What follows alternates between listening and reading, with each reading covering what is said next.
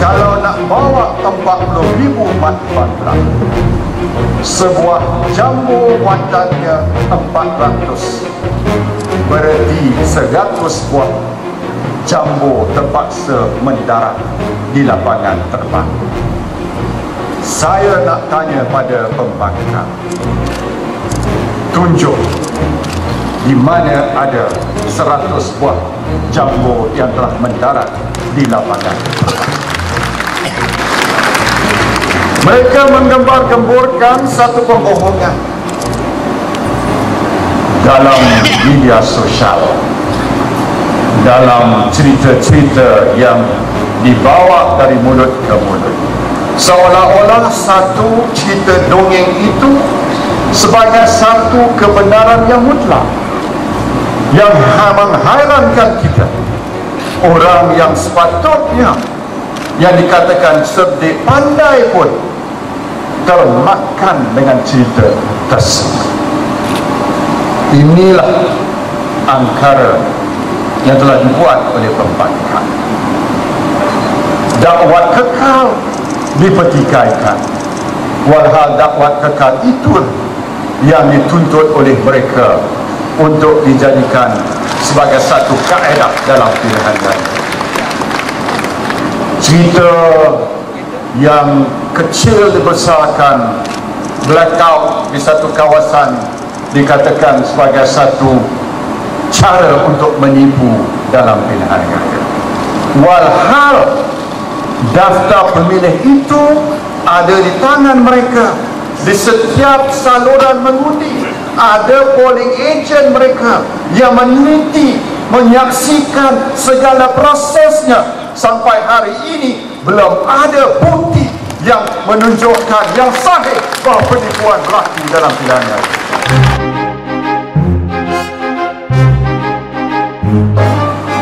Kalau ada satu kes, bawalah ke proses, bawalah ke mahkamah. Mahkamah akan tentukan, dan kita sanggup menerima apa jua keputusan mahkamah. Tetapi jangan sekali-kali menyusahkan rakyat, mencemarkan nama negara kita semata-mata kemaruk kuasa tidak kesampaian. Mereka telah cuba berapa kali? 4 kali, tuan-tuan. Tahun 1999 mereka gagal. Tahun 2004 mereka gagal. 2008 mereka gagal. 2013 4 kali berturut-turut mereka gagal. Jadi kalau dah buat kenyataan nak pergi bersyarah di luar negara, pergilah. Tak payah tunggu-tunggu lagi. Sebab dah kalah 4 kali, masih lagi nak mempertahankan jawatannya. Sedangkan di kalangan kita, kalau kalah sekalipun ada yang telah menetap jawatan. Inikah yang dikatakan mereka yang mengamalkan prinsip demokrasi? Inikah orang yang dikatakan nak memperjuangkan sistem yang adil, yang terbuka dan sebagainya, yang tidak ada rasuah, tidak ada nepotisme? Tapi hari ini timbalan Presiden partinya telah pun menuduh berlaku nepotisme dalam parti mereka. Jadi di mana letaknya? Adakah ini double standard? Kalau sistem pilihan raya ini begitu tercemar, sudah dinodai dengan penipuan, kenapa angkat sumpah di Pulau Pinang? Kenapa angkat sumpah di Kelantan? Kenapa tak sabar-sabar nak angkat sumpah di Selangor? Kenapa sudah terima di Pematang Pau? Kenapa sudah terima di Gelang Patah? Takkanlah sistem yang sama kita gunakan peringkat Parlimen dan Pusat bila menguntungkan mereka terima keputusan. Kalau memihak pada barisan nasional tidak diterima. Inilah hipokrasi yang paling besar sekali yang kita tidak boleh.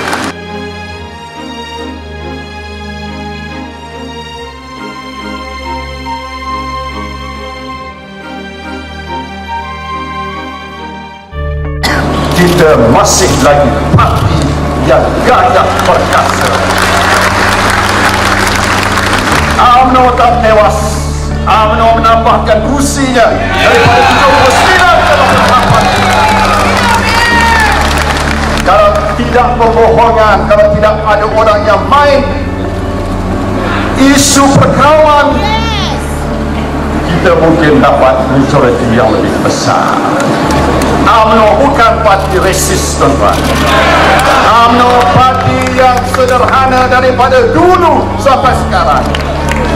Kita memberi keadilan hak pada yang bukan Melayu dalam negara kita, dan kita menganggap mereka sebagai rakan kongsi kita, dan kita akan tetap pertahankan dasar yang sederhana, adil dan sama dalam negara kita. Inilah UMNO. Kita muhasabah juga, kita insaf juga. Kalau kita merasakan kita sudah menang, tapi kita mesti melakukan muhasabah. Segala kelemahan kita mesti perbetulkan. Jangan kita angkuh, jangan kita sombong, jangan kita arrogant. Kita adalah parti yang berjaya kerana rakyat suka, sokong dan percaya kepada kita. Dan selagi itu kita ingat pada diri kita sepanjang masa, tak kira sama ada pemimpin besar ataupun pemimpin di akar umbi, mesti ingat bahawa pada kesudahannya rakyatlah yang akan menentukan kelangsungan kekuasaan parti. Bergantung pada sejauh mana kita sebagai anggota parti akan bertindak bersungguh-sungguh. Pertama, melaksanakan aku janji kita pada rakyat. Kedua, membawa diri kita sebagai parti yang mesra rakyat di semua peringkat, bukan saja peringkat atas, tapi kita di peringkat bahagian cawangan.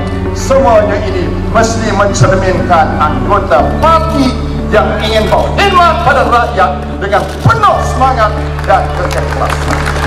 Kita akan membawa Malaysia yang lebih aman, Malaysia yang lebih makmur, dan Malaysia yang lebih berjaya di bawah pimpinan UMNO dan Barisan Nasional. Hidup UMNO!